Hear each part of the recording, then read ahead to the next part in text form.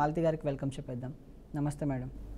మనం ఈ షోని స్టార్ట్ చేసే ముందు ఒక హృదయ విదారకరమైనటువంటి సంఘటన జరిగింది. ఆ సంఘటన మనకు టీవీలో ఆన్ స్క్రీన్ ప్లే అవుతుంది. ఒకసారి ఆ సంఘటన గురించి చూడండి, తర్వాత మాట్లాడదాం.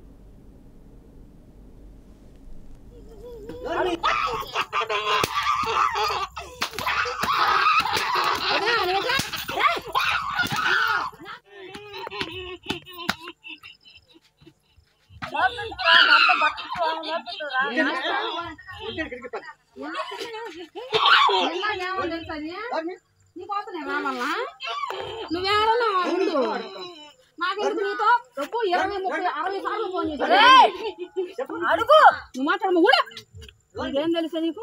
అడుగు.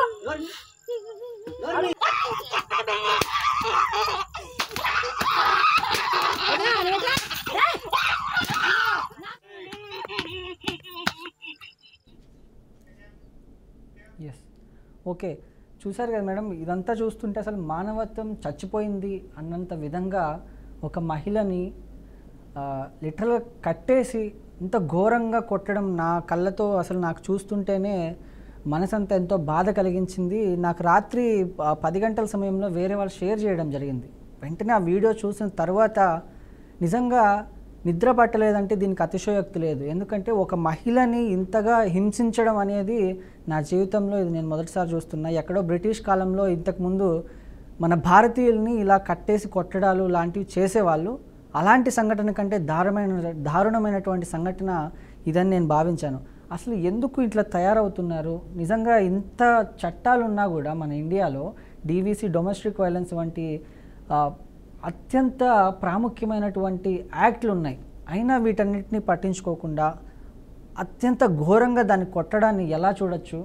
అసలు దీనికి మీరేమంటారు మేడం? మీ అభిప్రాయం ఏంటి? అసలు ఆ వీడియో చూస్తుంటే నాకు చాలా షాకింగ్ అనిపిస్తుంది. అంటే ఇంత ఘోరం కొడతారా? అంటే అసలు ఆమె ఎలా భరిస్తుంది ఆ పెయిన్ అనేది కూడా నాకు అర్థం కావట్లేదు.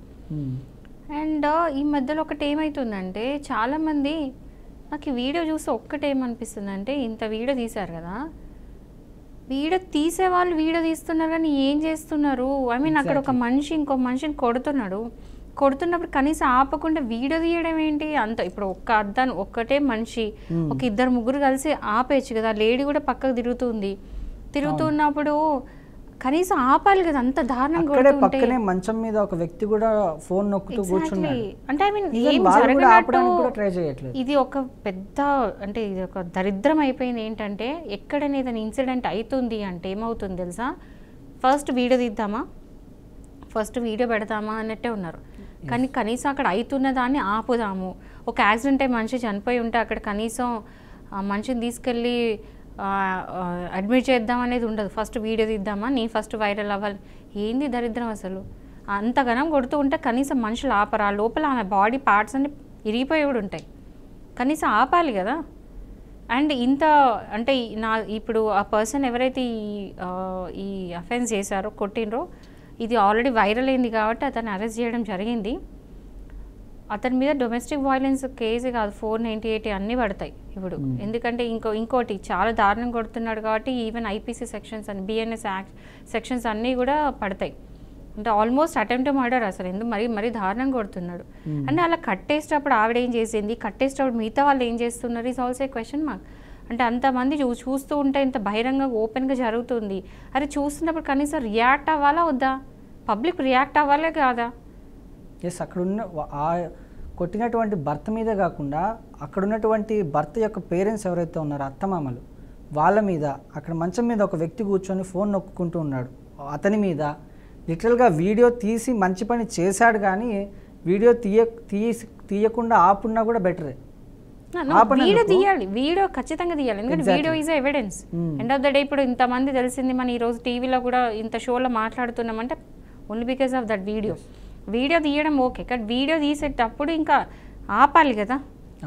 సో అది ఓకే. ఇప్పుడు ఈ కేసు గురించి మాట్లాడితే ఇప్పుడు ఇది ఇలాంటివి చాలా జరుగుతున్నాయి. ఓపెన్గా చెప్పాలి అంటే ఇది వైరల్ అయింది. వైరల్ కాకుండా ఇంట్లో జరిగేటి చాలా ఉంటాయి ఇలాంటి. అంటే ఒక 100 ఇళ్లలో ఒక్కరి ఇంట్లోనే జరుగుతుంది, కానీ ఆ లేడీస్ వచ్చి బయటికి చెప్పుకోరు. అండ్ ఇది విలేజ్, అది ఊర్లలో చాలామందికి లేడీస్కి అసలు అవేర్నెస్ లేదు. ఒక డొమెస్టిక్ వైలెన్స్ కేసు అనేది ఉంటుంది. 498 సెక్షన్ 85 ఆఫ్ బిఎన్ఎస్ అలాంటివి ఉంటాయి. అంటే మీకు మిమ్మల్ని ప్రొటెక్ట్ చేసుకోవడానికి కొన్ని చట్టాలు ఉంటాయి. హస్బెండ్ కొడితే భరించాలి అనే రూల్ ఎక్కడా లేదండి.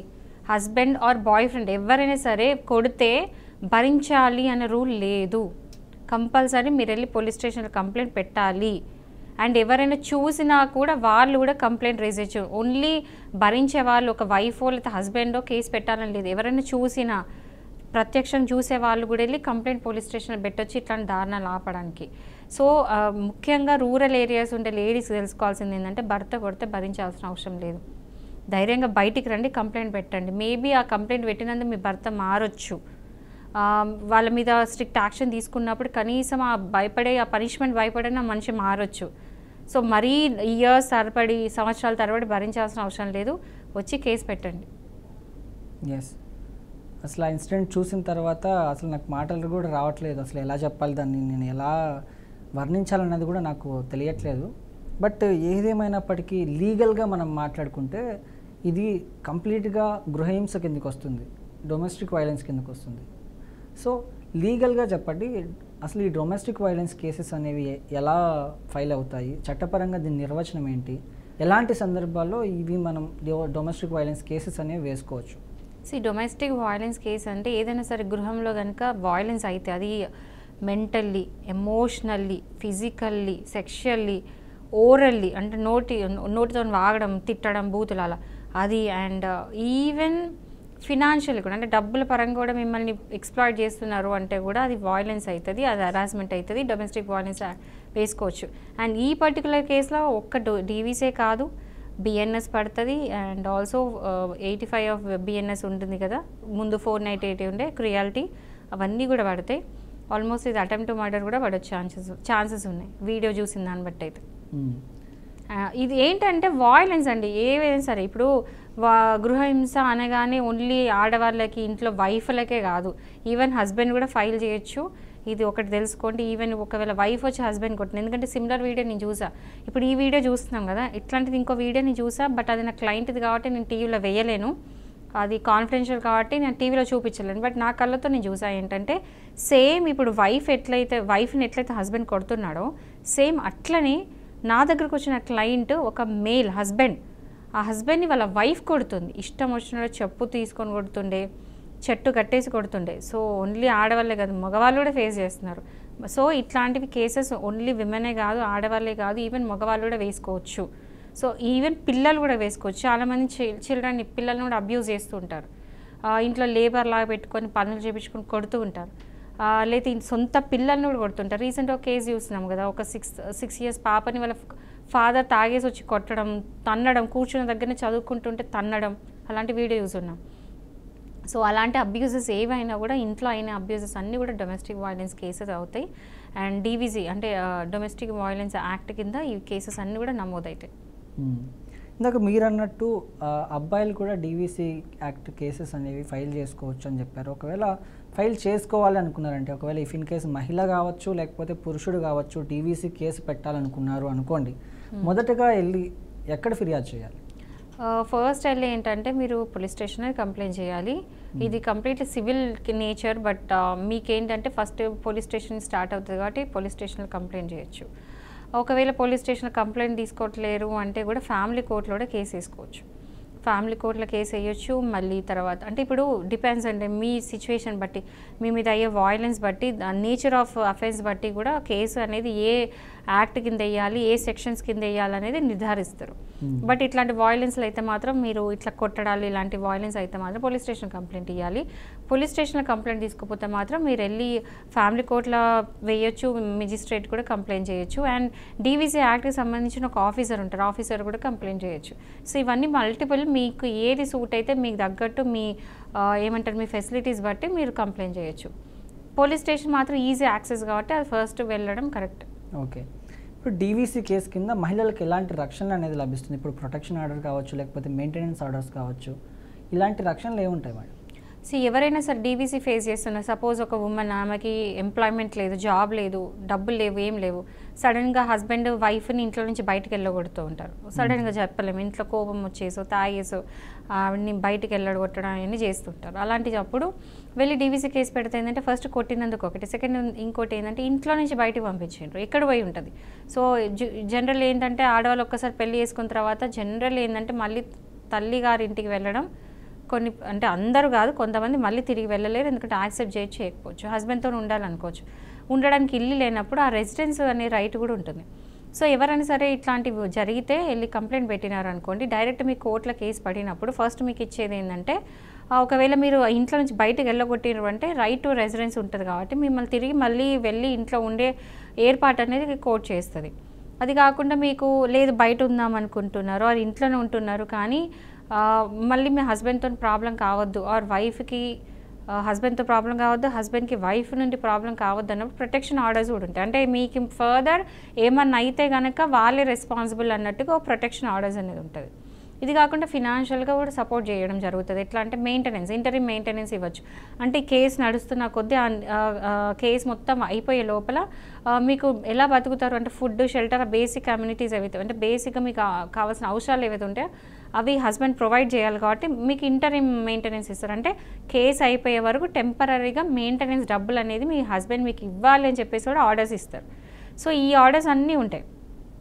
అండ్ ఒకవేళ మీ జాబ్ మీరు చేస్తుంటే మీ శాలరీ వాళ్ళే తీసుకొని వాళ్ళు వాడుకుంటున్నారు అంటే ఒకవేళ వైఫ్ సంపాదిస్తుంది, ఎగ్జాంపుల్ వైఫ్ సంపాదిస్తుంది, డబ్బులు ఫస్ట్కి జీతం పడగానే హస్బెండ్ వచ్చి డబ్బులు తీసేసుకొని ఆ అమ్మాయికి అసలు రూపాయి కూడా ఇవ్వట్లేదు, ఆ అమ్మాయి ఎలా బతుకుతుంది?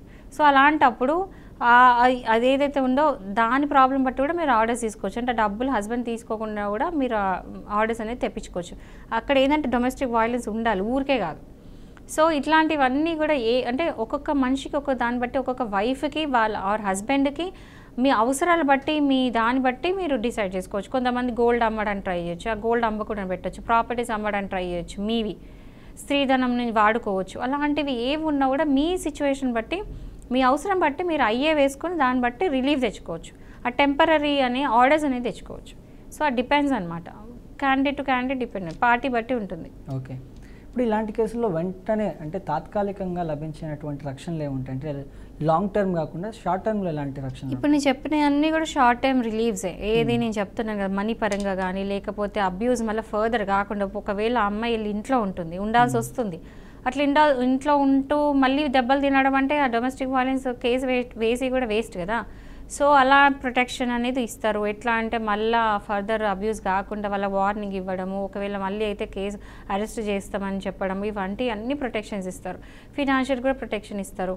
మళ్ళీ మెయింటెనెన్స్ డబ్బులు లేవు అంటే కూడా డబ్బులు అంటే నెలకి ఎంత ఖర్చులు వాళ్ళు డిసైడ్ చేసేసి మెయింటెనెన్స్ వేయచ్చు. ఒకవేళ మీరు దూరం వెళ్ళిపోయినారు, మీ కస్టడీ మీ అంటే చిన్న పాప ఉంది, ఒక 1-2 years పాప ఉంది, మీకు దూరం అయినారు, సో అట్లాంటి వాటిలో కూడా మీరు ఈవెన్ అందులో కూడా మీరు రిలీఫ్ అడగచ్చు.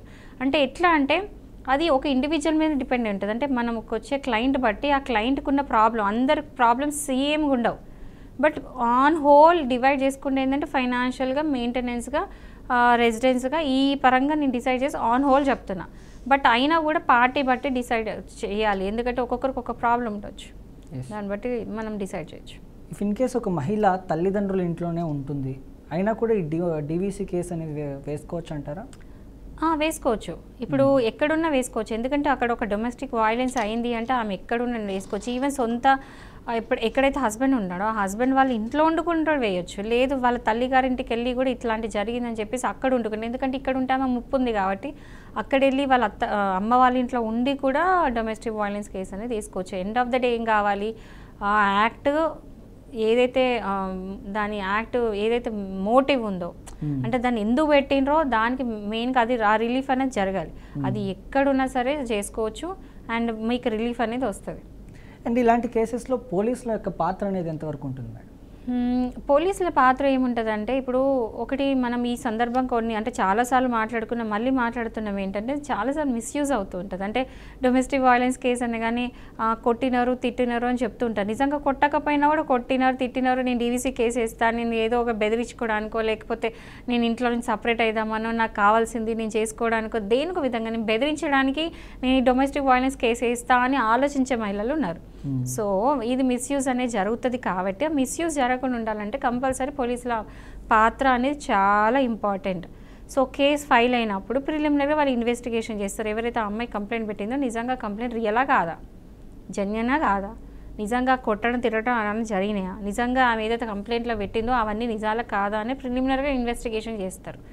అండ్ ఆ కేసు ఫైల్ అయిన తర్వాత కోర్టుగా కేసు వెళ్తుంది. కోర్టులో ఆ కేసు ఆ రికార్డ్ అంతా పెడతారు. పోలీసులు ఏదైతే స్టార్టింగ్ ఎఫ్ఐఆర్ అయినప్పటి నుంచి మొత్తం తీసుకెళ్ళి మొత్తం కోర్టు ముందర పెడతారు. కోర్టులో జడ్జి ముందర పెట్టిన తర్వాత వాళ్ళు తర్వాత ఏదైతే ఇన్వెస్టిగేషన్ చేస్తారో ఆ ఇన్వెస్టిగేషన్ రిపోర్ట్ అంతా కూడా సబ్మిట్ చేయడం జరుగుతుంది కోర్టులో. సో మొత్తం అక్కడ గేమ్ ప్లే చేసేదంతా పోలీసులే. సో పోలీసులు ఇన్వెస్టిగేషన్ బట్టే కదా కేసు మొత్తం డిపెండ్ అయి ఉంటుంది. ఎందుకంటే వాళ్ళు ఎవిడెన్స్ తీసుకురావాలి.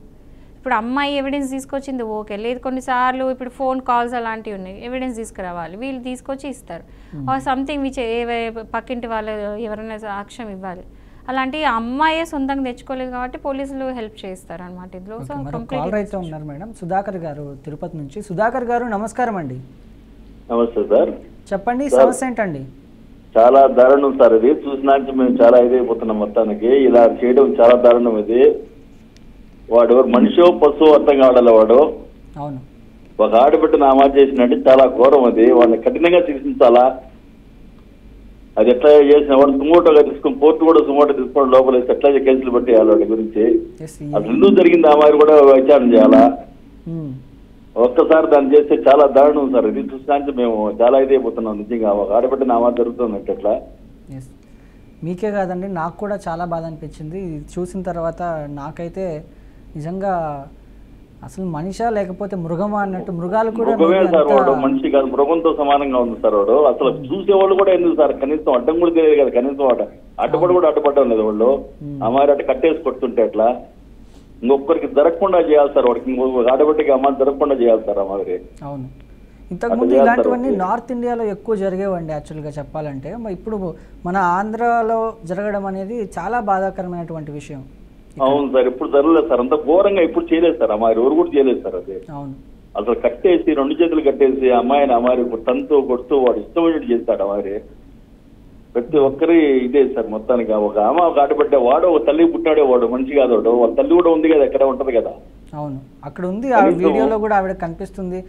పోనీ కొట్టినప్పుడు కనీసం ఆపు అని చెప్తుంది, బట్ కట్టేసే ముందు ఆవిడ ఏం చేసింది అనేది కూడా అక్కడ పెద్ద చెప్పాలి కదా సార్. అది చెప్పాలి కదా. వాడు చెప్పాలంటే ఒకటే చేసుకోవచ్చు. దండించే చాలా మార్గాలు ఉండదు సార్. అమ్మాయి ఇలా చేయడం, అది పబ్లిక్ గా వాడు చేయడం, అమ్మాయి చేయడం అమ్మాయిని అటు చేయడం అనేది చాలా మేము జీర్ణించుకోలేకపోతున్నాం సార్. దాని గురించి వాడు కఠినంగా శిక్ష పడాలి వాడికి. మీ బాధ నాకు అర్థమైంది సుధాకర్ గారు. మీలాంటి వాళ్ళు నిజంగా ఆ ఊర్లో ఉండుంటే, ఏదైతే సంఘటన జరిగిన ఊర్లో మీలాంటి వాళ్ళు ఉండుంటే మేబీ ఆ అమ్మాయికి అలాంటి సిచ్యువేషన్ వచ్చేది కాదేమో. మీలాంటి వాళ్ళు ఉంటే అడ్డుపడే వాళ్ళేమో. కానీ మరి అక్కడ ఉన్నటువంటి వాళ్ళు ప్రాణాలతో ఉన్నారా లేకపోతే మానవత్వం చచ్చిపోయిందా వాళ్ళల్లో అనేది నాకైతే అర్థం కావట్లేదు. లేదు సార్ అసలు కనీసం చూసే వాళ్ళు కనీసం వాళ్ళ తల్లి కూడా ఉంది వారించలేకపోతున్నా. వారు కొట్టు తంతుంటే వారు ఇట్లా కూడా ఒక ఆడదే కదా. అలా చేయడం చాలా తప్పు కదా సార్. అది ఎట్లా తిరిగి సార్ మీ మీడియా ద్వారా కూడా వాడికి కఠినమైన శిక్ష పడాలని కోరుకుంటాను సార్. అవునండి, శిక్ష పడాలనే ఇప్పటిదాకా నిన్న కూడా బీఆర్కే న్యూస్లో దానికి సంబంధించినటువంటి వీడియోలు మా వాళ్ళు ప్రచురిస్తూనే ఉన్నారు. దానికి సంబంధించినటువంటి అప్డేట్స్ మీకు ఇస్తూనే ఉన్నారు. బట్ స్టిల్ దీన్ని నిర్మూలించాలి. ఇంత నుంచి ఏ ఆడబిడ్డకి ఇలాంటివి జరగకుండా మనం చూడాలి అని మనం ప్రత్యేక కార్యక్రమం న్యాయవేదికలో కూడా దీని గురించి మనం చర్చించడం జరుగుతుంది. మీరు కాల్ చేసి కూడా దీని గురించి మీ యొక్క అభిప్రాయాన్ని, మీకున్నటువంటి బాధని, ఆవేదనని మాతో పంచుకోవడం అనేది కూడా మిమ్మల్ని అప్రిషియేట్ చేస్తున్నానండి సుధాకర్ గారు. సార్ తప్పకుండా చేస్తారు. శిక్షించే మీడియా ద్వారా శిక్షించాలి సార్. వాడి గురించి వాడు ఏం చేయాలన్నా కూడా దానికి ఎట్లా ఇంకొక ఆటపట్టికి జరగకూడదు వారు ఎప్పుడు కూడా. బీహార్ మా తయారైపోయింది సార్. ఇప్పుడు ఒకరు చూసి ఒకరి మా తయారవుతుంది సార్ ఇప్పుడు. అవును, ఇది కూడా మనం గుర్తుపెట్టుకోవాలి. ఎందుకంటే ఒకరిని చూసి ఒకరు నేర్చుకునే అవకాశాలు ఉన్నాయి. అదే కదా సార్. అదే ఇప్పుడు మొగ్గలో చేయాలి సార్. వాడు ఫుల్ శిక్ష చేస్తే మళ్ళీ ఒకరు చేయరు ఆ పని. నేను అదే అంటున్నా సుధాకర్ గారు, మీకున్నటువంటి మానవత్వము, మీకున్నటువంటి ఆ చలనము ఆ ఊరి వాళ్ళకి కానీ లేకపోతే అక్కడ ఉన్నటువంటి చుట్టుపక్కల వాళ్ళకి కానీ ఉండుంటే మేబీ ఆ ఆడబిడ్డకి అలాంటి సిచ్యువేషన్ వచ్చుండేది కాదేమో. బట్ మీలాంటి మానవతావాదులకి నిజంగా హ్యాట్స్ ఆఫ్ అండి. మీరు కాల్ చేసి బీఆర్కే న్యూస్లో మాట్లాడడం అనేది చాలా గ్రేట్. మీరు థ్యాంక్ యూ అండి. సార్ దయచేసి మీ మీడియా ద్వారా వాడికి ఫుల్ శిక్ష పడాలని కోరుకుంటున్నాను సార్ మేము. తప్పకుండా అండి, వాడు శిక్ష పడేదాకా న్యాయవేదిక కార్యక్రమం తరపు నుంచి పోరాడుతూనే ఉంటాం. బీఆర్కే న్యూస్ కూడా దానికి కంపల్సరీ ప్రోత్సహిస్తుంది. Okay sir, thank you sir. Okay అండి సుధాకర్ గారు, ధన్యవాదాలండి. Sir okay sir, thank you sir. Okay, ఇప్పుడు మాలతి గారు, ఇప్పుడు అంటే కాలర్ చెప్పినట్టు, సుధాకర్ గారు చెప్పినట్టు, అక్కడ పక్కకు తిరిగే వాళ్ళు కూడా ఎంత కామన్గా చూస్తున్నారంటే ఇట్స్ లైక్ వాళ్ళని కొంచెం కూడా కదలుస్తలేదు. అంటే రోజు రెగ్యులర్గా అయ్యే క్యాజువల్ థింగ్ లాగా చూస్తున్నారు. పక్కకి వెళ్ళడం, ఆ పర్సన్ పక్క పడుకొని మొబైల్లో చూడడం అంతా కూడా ఎట్లుందంటే అదొక casual common thing, nothing different అన్నట్టుగా ఉన్నారు. అంటే నేను చూస్తున్నాను కదా, ఇప్పుడు ఆమె కూడా ఒక లేడీనే, బహుశా అతనికి ఒక సిస్టర్స్ ఉండాలి. ఓకే, ఏదైనా సరే ఒక అమ్మాయిని అట్లా కొట్టాడు, అమ్మాయినా అబ్బాయినా, ఇప్పుడు చాలా మటుకు ఇప్పుడు ఆడపిల్లని అంటున్నారు. ఆడపిల్లనైనా సరే మగపిల్లనైనా సరే ఎవరినైనా సరే ఎవరిని ఎవరు కొట్టడానికి లేదు, అది కూడా అంత దారుణంగా. అంటే ఈ మధ్యలో మనం కొన్ని మూవీస్ చూస్తున్నాం, నేను పేరు మెన్షన్ చేయదలుచుకోలేదు కానీ కొన్ని మూవీస్ చూసినప్పుడు నాకు వచ్చిన ఫీలింగ్ ఏంటంటే హీరోయిన్ని కొట్టడం ఒక హీరోయిజం లాగా చూపిస్తున్నారు. ఆ మూవీస్ అందరూ తెలుసు, ఆ పేరేంటో తెలుసు, ఎందుకంటే చాలా ఫేమస్ సినిమా. హీరోయిన్ని కొట్టడము అంటే చెంపదెబ్బ కొట్టడము అంటే ఒక ప్రేమను చూపించే ఒక విధానం అన్నట్టుగా డైరెక్టర్ చెప్పారు.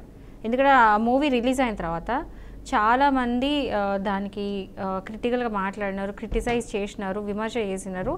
ఒక అమ్మాయిని కొట్టడం తప్పు అని చెప్పేసి, అది చెంపదెబ్బైనా సరే. బట్ ఈ మూవీలో ఏం జరిగింది అంటే హీరోయిన్ని కొట్టడం ఒక మోడ్ ఆఫ్ షోయింగ్ లవ్, ప్రేమ చూపించే ఒక విధానం అని చెప్పారు. ఇలాంటివి ఎంకరేజ్ చేయొద్దు అని నేను అంటున్నాను.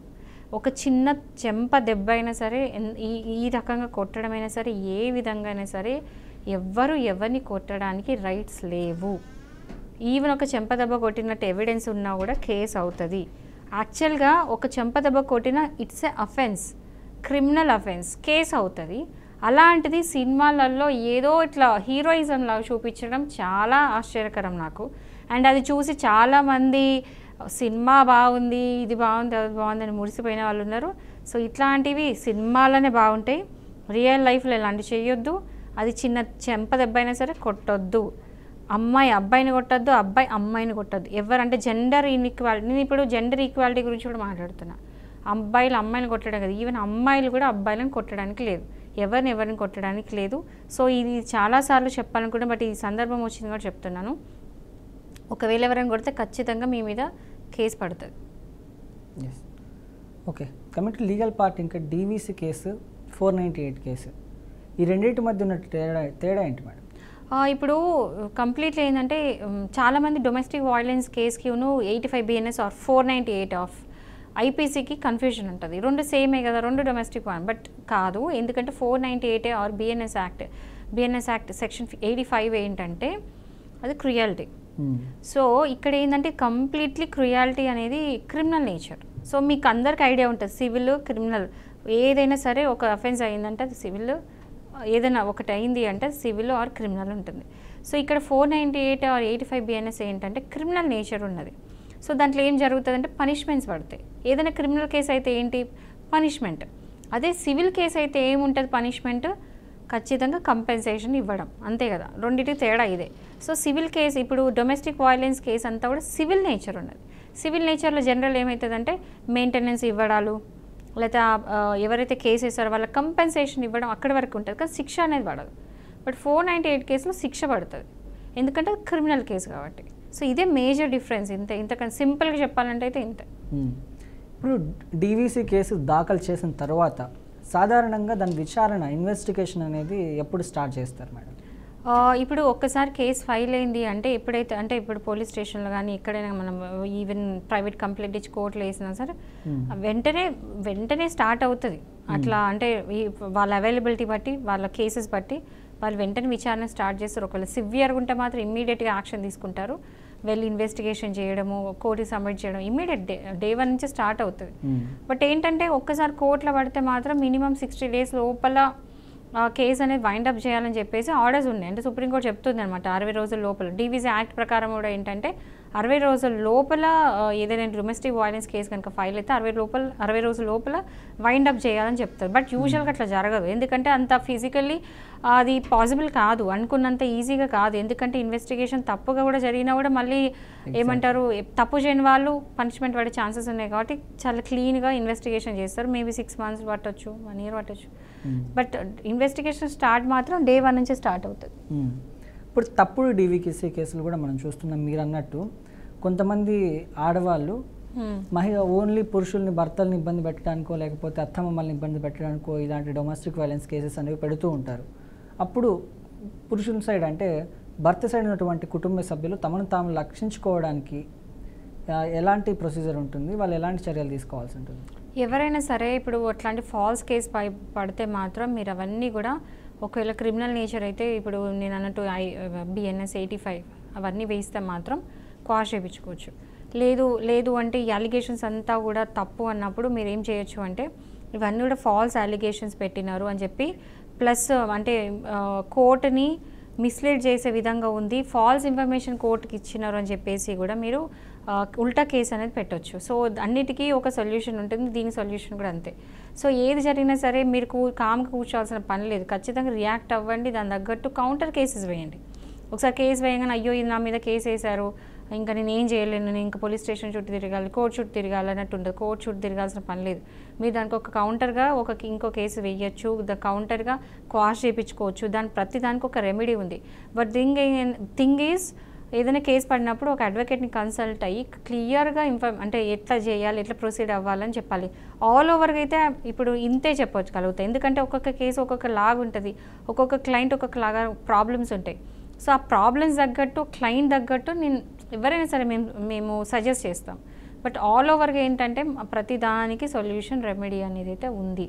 సో ఇప్పుడు మీరు మాట్లాడుతున్నారు కాబట్టి ఒక కేసు గురించి మాట్లాడతాను. రీసెంట్గా ఒక సుప్రీంకోర్టు ఆర్డర్స్ ఇచ్చింది. 2 days బ్యాక్ సుప్రీంకోర్టు జడ్జ్మెంట్ ఇచ్చింది. ఏంటంటే ఒక ఆవిడ వాళ్ళ హస్బెండ్ మీద డొమెస్టిక్ వైలెన్స్ కేసు వేసింది. ప్లస్ ఒక హస్బెండ్ మీద కాకుండా వాళ్ళ పేరెంట్స్ మీద కూడా కేసు వేసింది. వేసిన తర్వాత కొన్ని ఏళ్ళు నడిచింది, కోర్టులో కేసు నడుస్తూ ఉన్నప్పుడు హస్బెండ్ చనిపోయిన తర్వాత కూడా ఆమె ఆగలేదు. మళ్ళీ ఇంకా అత్తమామని హరాస్ చేస్తూనే ఉంది. కోర్టు చుట్టూ పిలుస్తూ మళ్ళీ రివిజన్ వేసి, మళ్ళీ అపీల్స్ వేసి, హైకోర్టు నుంచి సుప్రీంకోర్టు దాకా వెళ్ళింది ఆ కేసు. వెళ్ళినప్పుడు మళ్ళీ ఇంకా ఇందులో షాకింగ్ విషయం ఏం తెలుసా, అమ్మాయి వాళ్ళ హస్బెండ్ చనిపోయిన వితిన్ నో టైం, నెల లోపల పెళ్ళి కూడా చేసేసుకుంది, రెండో పెళ్ళి చేసుకున్న తర్వాత కూడా ఆగకుండా మళ్ళీ అత్తమామని ఊరికే కోర్టు, వాళ్ళు ఆల్మోస్ట్ 70 ఏళ్ళ పైన ముసలాళ్ళు అయినా కూడా వాళ్ళని కోర్టు చుట్టూ తిప్పడము, అవన్నీ అంటే హరాస్ చేస్తూ వెళ్ళింది. ఒక రకంగా హరాస్మెంటే కదా, ఎందుకంటే ఆల్రెడీ వాళ్ళ కొడుకు చనిపోయిన బాధలో ఉండుంటారు. ఇవన్నీ అయిన తర్వాత కూడా ఇంత హరాస్ చేస్తుందని చెప్పేసి సుప్రీంకోర్టు ఏం చేసిందంటే, ఈ కేసెస్ అన్నీ ఆ పేరెంట్స్ ఎవరైతే వాళ్ళ అత్తమ్మ మీద ఉన్న కేసెస్ అన్నీ కొట్టేయడమే కాకుండా, ఆ కేసు ఫాల్స్ కేసు వేసినందుకు ఆమెకి 50,000 జరిమానా వేసింది సుప్రీంకోర్టు, ఫైన్ వేసింది. సో 50,000 కట్టాల్సి వచ్చింది. అంటే చాలామంది అంటుంటారు, ఇప్పుడు నేను కూడా మామూలుగా మనం చేసే యూట్యూబ్ వీడియోస్ కానీ లేకపోతే ఇన్స్టాగ్రామ్ పెట్టే మన వీడియోస్లో కానీ కామెంట్స్ కానీ చదువుతూ ఉంటాను అప్పుడప్పుడు. ఆ కామెంట్స్లో ఏమి ఇస్తూ ఉంటారంటే, అసలు జ్యుడిషియరీ ఏం పనిచేస్తుంది, అసలు కోర్ట్స్ ఏం పనిచేస్తున్నాయి, అన్నీ ఫేవర్లో ఉంటాయి, ఆడవాళ్ళ ఫేవర్లో ఉంటాయి, అసలు కోర్టులు సరిక్రమంగా పనిచేయట్లేదు అని చాలా కమెంట్స్ వస్తుంటాయి. చూడండి, ప్రతి సిస్టంలో తప్పులు జరుగుతాయి, ప్రతి సిస్టంలో అన్నీ ఉంటాయి, మంచి చెడు ఎవ్రీథింగ్ అన్నీ ఉంటాయి.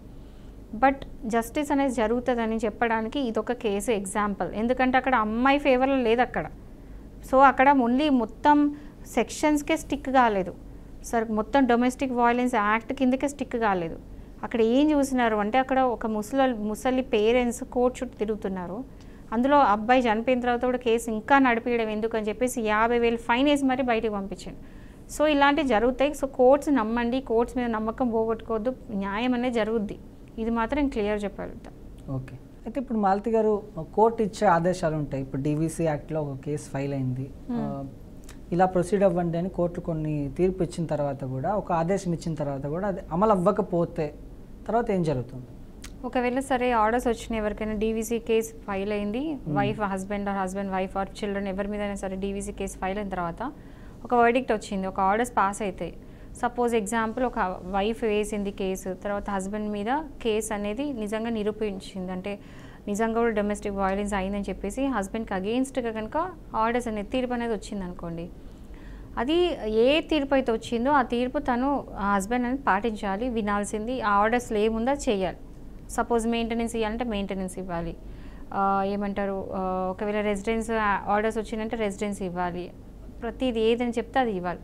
ఒకవేళ కనుక అవి పాటించకపోయినా చెయ్యకపోయినా కనీసం ఒక 1 year శిక్ష పడుతుంది, అది కాకుండా ఒక 20,000 ఫైన్ వరకు కూడా పడే ఛాన్సెస్ ఉంది. సో జనరల్ ఏందే శిక్ష 1 year ఇంప్రిజన్మెంట్ పడే ఛాన్సెస్.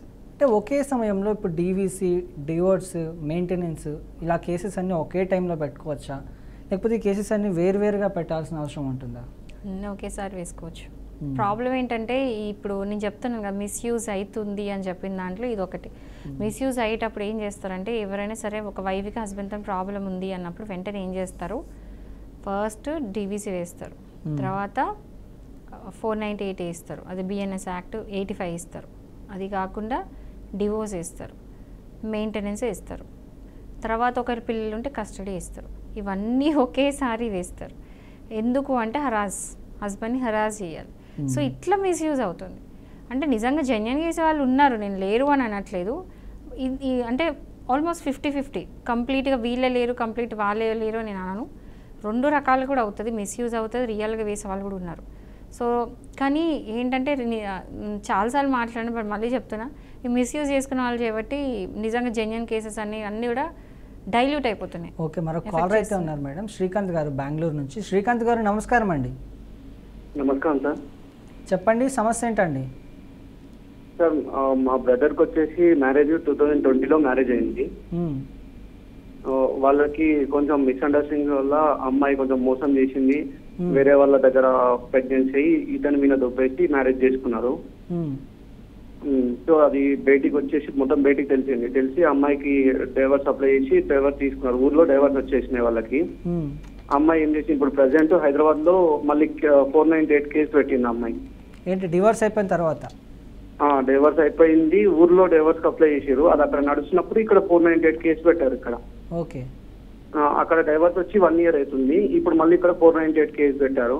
సో ఇప్పుడు ఇతను మళ్ళీ మ్యారేజ్ చేసుకోవచ్చా, లేదంటే ఈ 498 కేసు అయిపోయే వరకు కూడా వెయిట్ చేయాలా?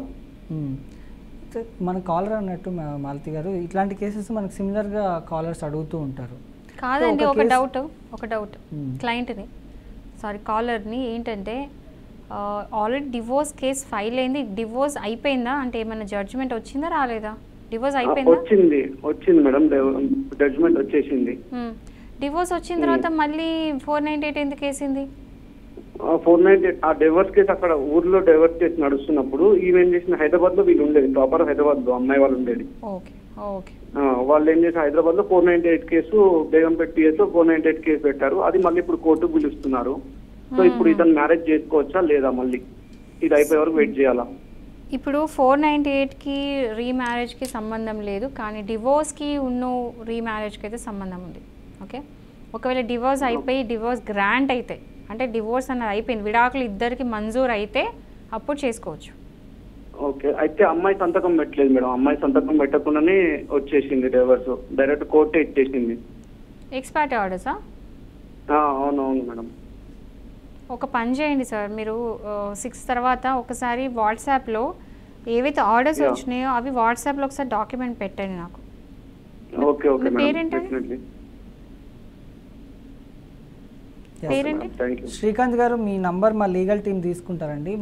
6 తర్వాత మా వాళ్ళు మీకు కాంటాక్ట్ అవుతారు. మీ కేసుకు సంబంధించినటువంటి డీటెయిల్స్ ఆ వాట్సాప్ నెంబర్కి చేయండి, తర్వాత మాలతి గారు మాట్లాడతారు. ఓకేనా? Okay okay sir, thank you. Okay అండి, మరో కాలర్ అయితే ఉన్నారు, మహేందర్ రెడ్డి గారు హైదరాబాద్ నుంచి. మహేందర్ రెడ్డి గారు నమస్కారం అండి. సార్ నమస్కారం సార్. చెప్పండి, సమస్య ఏంటండి? సమస్య అంటే ఇల్లీగల్ కన్స్ట్రక్షన్ పైన మాట్లాడచ్చా సార్? చెప్పండి. మేము ఒకటి కంప్లీట్ ఇల్లీగల్ కన్స్ట్రక్షన్ పైన ఇచ్చాం సార్ కర్తాబాద్ లో. సో G+2 పర్మిషన్ ఉంటే G+4 కట్టారు వాళ్ళు. సో మున్సిపల్ వాళ్ళకి ఫస్ట్ షోకాజ్ నోటీస్ ఇచ్చారు, తర్వాత స్పీకింగ్ నోటీస్ కూడా ఇవ్వడం జరిగింది. సో మేము కోర్టుకి వెళ్ళాము. సో కోర్టులో కూడా మా ఫేవర్ రావడం జరిగింది, జూరీ లెవెల్ తో కోర్టులో మా ఫేవర్ రావడం జరిగింది. ఓకే, అది తెచ్చి మున్సిపల్ ఆఫీస్ ఇచ్చి 3 months అవుతుంది, కానీ రియాక్షన్ ఏం లేదు సార్ మున్సిపల్ ఆఫీస్ ద్వారా. మున్సిపల్ ఆఫీస్లో రియాక్షన్ ఏం లేదా? మున్సిపల్ ఆఫీస్ వాళ్ళు పట్టించుకోవడం లేదు సార్ అసలు. అంటే కోర్టు ఆర్డర్ ఉన్నా కూడా వాళ్ళు పట్టించుకోవట్లేదు. లేదు సార్, అస్సలు పట్టించుకోవట్లేదు. తిప్పుతూనే ఉన్నారు. టౌన్ ప్లానింగ్ అధికారి నుంచి పై అధికారి వచ్చి కింద అధికారి దాకా. ఓకే, దీనికి ఎలా అనేసి చూడండి. ఇప్పుడు మీకు కోర్టు ఆర్డర్స్ ఏ కోర్టు నుంచి వచ్చినాయి ఆర్డర్స్? హైకోర్టు నుంచి వచ్చింది మేడం. ఏమని వచ్చినాయి ఆర్డర్స్లో? పలానా G+2 దానిపైన ఏదైతే ఇల్లీగల్ కన్స్ట్రక్షన్ ఉందో దానిపైన చర్యలు తీసుకోవాలని ఉంది. చర్యలు తీసుకోవాలన్నప్పుడు GHMC పట్టించుకోవట్లేదు, పట్టించుకోవడం లేదు. సో ఆర్డర్స్ అనేది మీరు కాపీ పంపించారా GHMCకి? పంపించాం మేడం. 2-3 months నుండి తిరుగుతూనే ఉన్నాను. మీరు పంపించినట్టు మీ దగ్గర అక్నాలజ్మెంట్ ఉందా? ఉన్నాయి మేడం. సో అక్నాలజ్మెంట్ తీసుకొచ్చుకొని పెట్టేసి ఆల్రెడీ మేము ఆర్డర్స్ పంపించినా కూడా వాళ్ళు దాన్ని కంప్లై చేయట్లేదు అని చెప్పేసి తిరిగి మీరు కంటెంప్ట్ ఆఫ్ కోర్ట్ మళ్ళీ హైకోర్టులో వేయాలి. ఓకే, కంటెంప్ట్ ఆఫ్ కోర్ట్ వేస్తే ఏంటంటే ఇప్పుడు కోర్టు చెప్పిన ఆర్డర్స్ ఎందుకు వింటలేదని చెప్పేసి మళ్ళీ GHMCని రెస్పాండెంట్ చేస్తూ కంటెంప్ట్ ఆఫ్ కోర్ట్ ఆర్డర్స్ పెట్టిన తర్వాత కూడా మీరు చెప్పింది చేయట్లేదని చెప్పేసి వేస్తే మీకు వేసిన వెంటనే కూడా మీకు హైకోర్టులో ఈజీగా వచ్చేస్తుంది contempt of court cases. Okay okay okay.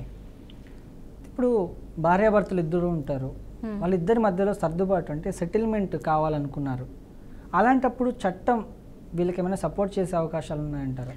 ఇట్లాంటి కేసెస్లో ఏంటంటే యూజువల్ కోర్ట్స్ ఎక్కువ శాతం ఏంటంటే కాంప్రమైజ్ సెటిల్మెంట్స్కి ఎక్కువ ఇంక్లైండ్ అయి ఉంటాయి, అంటే ఎక్కువ ఎంకరేజ్ చేస్తాయి. ఎందుకంటే కేసు కోర్ట్స్ భార్యాభర్తలు కొట్లాడుకోవడం ఎండ్ ఆఫ్ ద డే ఇద్దరు ఇంట్లో కొట్లాడుకోవడం మానేసి కోర్టుకు వచ్చి బయటకు వచ్చి కొట్లాడుతున్నట్టు.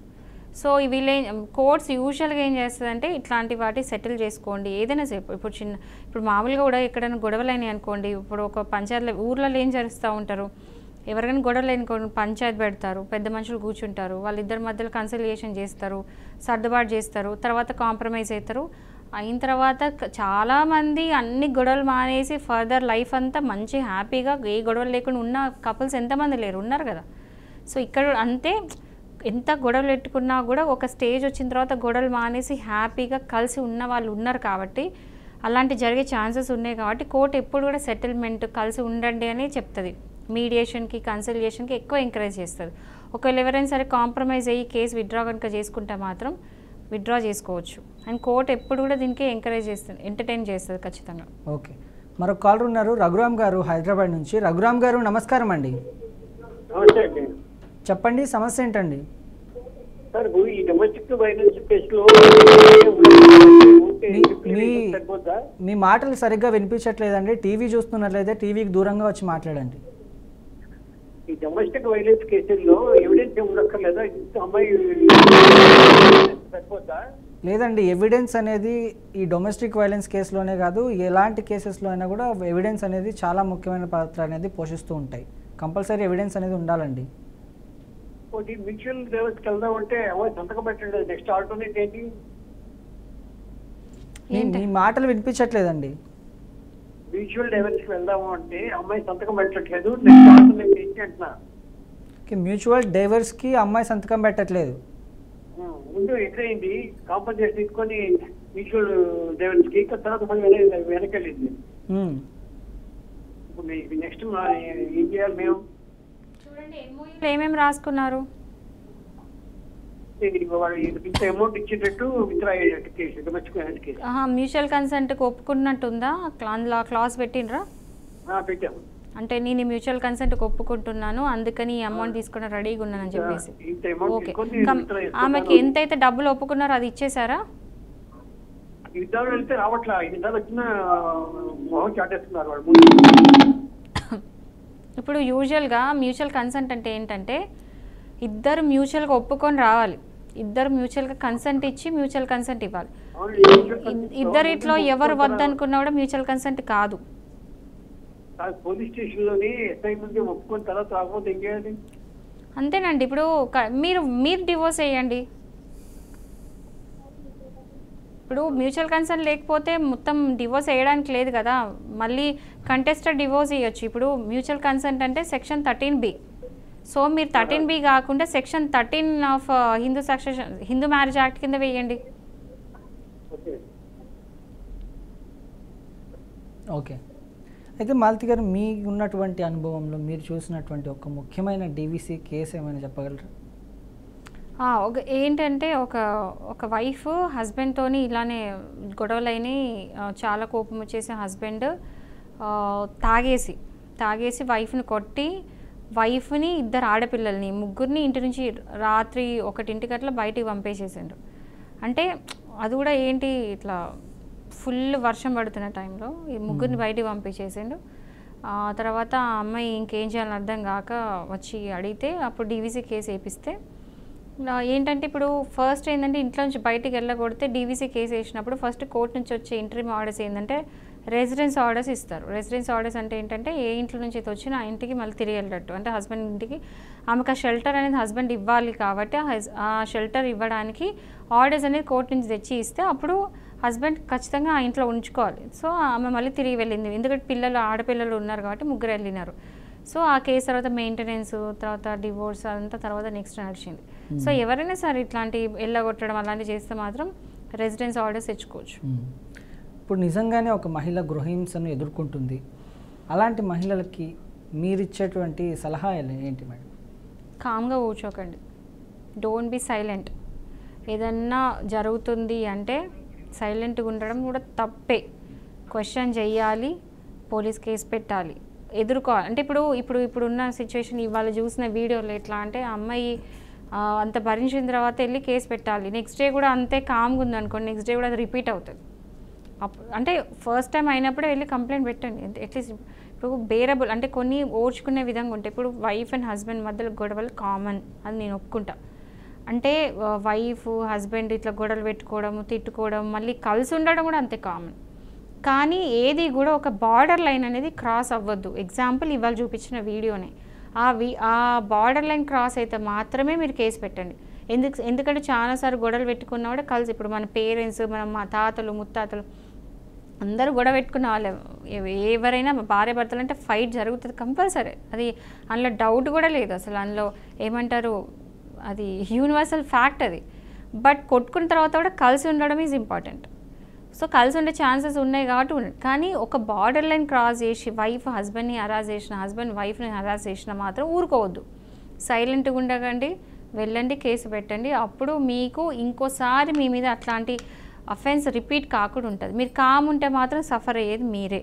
అండ్ సెకండ్, అవేర్నెస్ పెంచుకోండి, లీగల్ అవేర్నెస్. ఏంటంటే ఇట్లాంటి కేసులకి ఇలాంటి జరిగితే ఇలాంటి కేసెస్ ఉంటే ఇలా పెట్టొచ్చు అనే అవేర్నెస్ కూడా పెంచుకోండి. So education important. ఎడ్యుకేషన్ అంటే మళ్ళీ చదువు కాదండి, ఇక్కడ ఉండే అంటే లా అంటే ఏంటి, అవేర్నెస్ ఏంటి, సెక్షన్స్ ఏంటని మినిమం బేసిక్ నాలెడ్జ్ పెంచుకోవడం ఇంపార్టెంట్, అది ఎవరికైనా సరే. మరొక కాలర్ ఉన్నారు, వెంకటేశ్వరరావు గారు గుడివాడ నుంచి. వెంకటేశ్వరరావు గారు నమస్కారం అండి. నమస్కారం అండి. చెప్పండి, సమస్య ఏంటండి? సమస్య అంటే అండి, మరి అధికారులతోటే బాధపడుతున్నామండి. మేము పెట్టిన కంప్లైంట్ ఎఫ్ఐఆర్ చేయకపోయినా పోలీసులు ఇబ్బంది పెడుతున్నారు, మరి కోర్టులోనూ వింటలేదు. మరి ఎట్లాగండి మాకు సమస్య పరిష్కారం అయ్యేది? వెంకటేశ్వరరావు గారు, మీరు ఇదివరకే బీఆర్కే న్యాయవేదిక కార్యక్రమానికి కాల్స్ చేసినట్టున్నారు కదండి? చాలా సార్లు చేశాను సార్. ఎందుకంటే మీరు ఫోన్ చేస్తామంటారు, ఆ తర్వాత మేము ఫోన్ చేసినా ఎత్తట్లేదు. మాకేమో మీ దగ్గరికి రావడానికి అవకాశం కల్పించమని అడుగుతున్నాను సార్. తప్పకుండా అండి. మా రిపోర్టర్, మీరు గుడివాళ్ళు ఎక్కడుంటారండి? గుడివాళ్ళు ఒలివర్తిపాడు రోడ్డు అండి. ఎక్కడండి? ఒలివర్తిపాడు రోడ్డు, బైపాస్ రోడ్డు. ఓకే, మీ నంబర్ మా లీగల్ టీం వాళ్ళు తీసుకుంటారు, మా రిపోర్టర్ మీ దగ్గరకు వస్తారు, వాళ్ళతో మాట్లాడండి. ఒకసారి మీ లైవ్లో కూడా ఒకసారి ప్లే చేసి అయితే చూద్దాం, డైరెక్ట్గా మీతో మాట్లాడతారు వాళ్ళు. అలాగే సార్, ధన్యవాదాలు సార్. ఓకే అండి. మరొక కాలర్ అయితే ఉన్నారు, రాజు గారు విశాఖపట్నం నుంచి. రాజు గారు నమస్కారం అండి. రాజు గారు నమస్కారం. చెప్పండి, సమస్య ఏంటండి?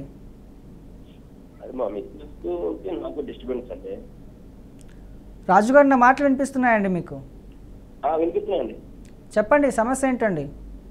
అదే మా మిస్సెస్ కి నాకు డిస్టర్బెన్స్ వచ్చాయి. నేను డ్యూటీ చేసి వచ్చినప్పుడు రాత్రి 10 వేరే అబ్బాయితో. మీ మాటలు సరిగ్గా వినిపించట్లేదండి, కొంచెం గట్టిగా మాట్లాడండి. నేను డ్యూటీ నుంచి వచ్చేసరికి నైట్ వేరే అబ్బాయితో మా మిస్సెస్ ఉంది. అయితే పోలీస్ స్టేషన్కి వెళ్ళి కేసు పెట్టాను. తర్వాత ఏమో కాంప్రమైజ్ తీసుకొచ్చాం. మళ్ళీ నాతో గొడవ పడి వాళ్ళ నాన్నగారు తీసుకుని వెళ్ళిపోయారు. తీసుకెళ్తే ఇప్పుడు నన్ను 498 కేసు పెట్టారు. నా పేద కాకుండా ఓవరాల్ గా ఫ్యామిలీ మొత్తం మీద పెట్టారు కేసు. ఓకే. అయితే నేను హౌస్ కొనుక్కున్నాను, అది జాయింట్ రిజిస్ట్రేషన్ చేశాను మా మిస్సెస్ పేరు మీద, నా పేరు మీద.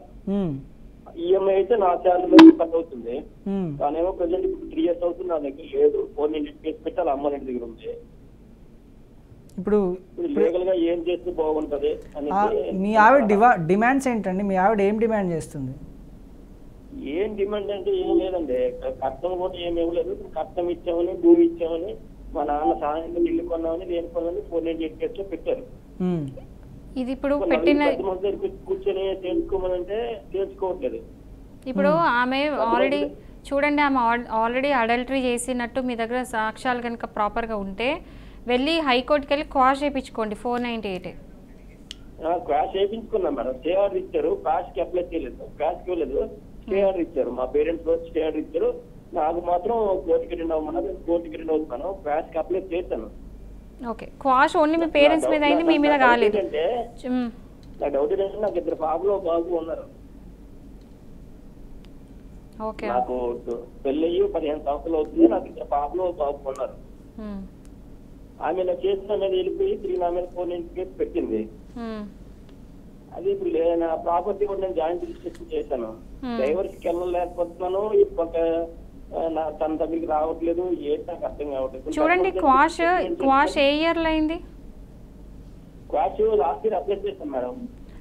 ఓన్లీ క్వాష్ ఓన్లీ మీ పేరెంట్స్ మీద అయింది? మేడం, క్వాష్ ఓన్లీ మీ పేరెంట్స్ మీద అయిందా? పేరెంట్స్ వరకే అప్లికేషన్ ఇచ్చారు, పేరెంట్స్ కి సిస్టర్ వరకు ఇచ్చారు. ఇప్పుడు మీరు ఎవిడెన్స్ వేయలేదా అండి? ఇప్పుడు మీరు ఏదైతే అమ్మాయి అడల్టరీ చేసిందో దానికి సంబంధించి మీ దగ్గర ఏ సాక్ష్యం లేదా? ఏది లేదు మేడం. నేను వచ్చేసరికేమో వాడు నన్ను ఎదురు తన సపోర్ట్ తో తను నన్ను కొట్టేసి వెళ్ళిపోయారు బయటికి. తర్వాత ఏమో ఫోన్ డేటా చేద్దాం అనుకుంటే ఫోన్ సరే ఓకే, తర్వాత మీరు కేసు అయితే పెట్టారు కదా, పోలీస్ స్టేషన్ లో అయితే కేసు పెట్టారు కదా, అయినా ఇమీడియట్ గా వెంటనే పెట్టాను మేడం. మరి ఆ కంప్లైంట్ కాపీ సరిపోతుంది కదా?